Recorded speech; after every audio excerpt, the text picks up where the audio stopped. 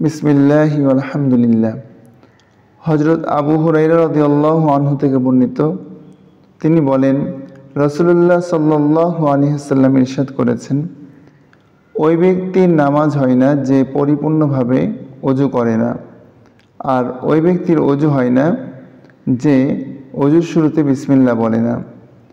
আরেকটি হাদিসে আছে, যে ব্যক্তি ওযুর শুরুতে বিসমিল্লাহি আলহামদুলিল্লাহ পরে ওযু শুরু করবে, যতক্ষণ সে ওযু থাকবে ততক্ষণ পর্যন্ত ফেরেশতাগণ তার নামে অনবরত সওয়াব লিখতে থাকবে।